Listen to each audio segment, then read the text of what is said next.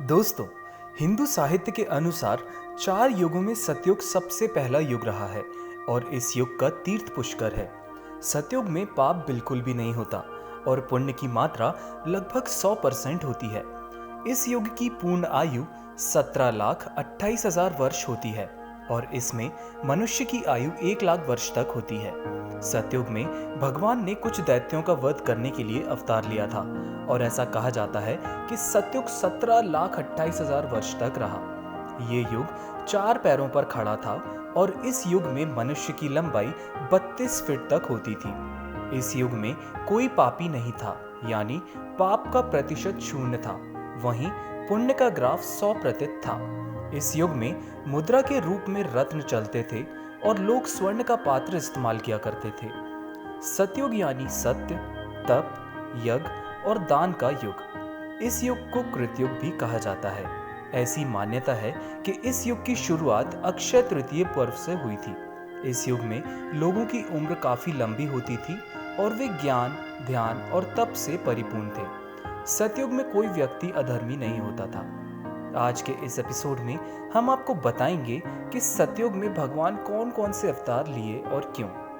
पुराणों के मुताबिक सतयुग में भगवान के 3 अवतार हुए, मत्स्य, वराह और नरसिंह अवतार। सबसे पहले हम आपको मत्स्य अवतार की कथा सुनाते हैं। एक समय की बात है, राजा मनु तपस्या कर रहे थे। इसी दौरान वह अपने कमंडल में जल भर रहे थे। तभी कमंडल में जल के साथ एक मछली आ गई। मनु मछली को एक बर्तन में रख दिए। मछली का आकार बर्तन के आकार का हो गया। मनु ने उसे दूसरे बर्तन में रख दिया।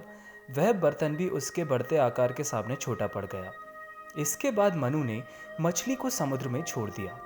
कुछ ही पलों में मछली का आकार 1 लाख योजन बड़ा हो गया। तब मछली की तरफ से आवाज आई, 7 दिन बाद यह समुद्र पूरे जगत को डुबा देगा।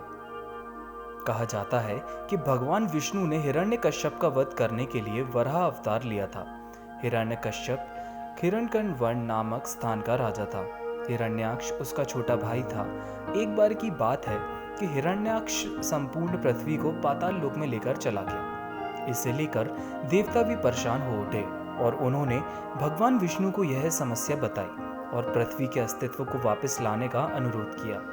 देवताओं के आग्रह पर भगवान ने वराह अवतार लिया और पृथ्वी को पाताल लोक से मुक्त कराया और हिरण्याक्ष का वध किया। कथा के मुताबिक भगवान विष्णु ने अपने भक्त प्रहलाद को बचाने के लिए उसके पिता हिरण्यकशिपु का वध किया।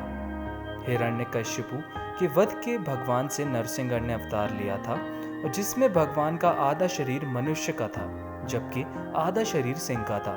दरअसल प्रहलाद भगवान के भक्त थे और हमेशा उनकी आराधना किया करते थे। हिरण्यकशिपु प्रहलाद से अपनी पूजा के लिए कहा करता था, लेकिन प्रहलाद हमेशा विष्णु भगवान के भक्त में लीन रहता था। इससे नाराज होकर हिरण्यकशिपु अपने पुत्र प्रहलाद को तरह तरह से यातनाएं दिया करता था। कई बार हिरण्यकशिपु ने प्रहलाद को मारने का प्रयास किया, लेकिन वह सफल नहीं हो पाया क्योंकि प्रहलाद पर भगवान की कृपा थी।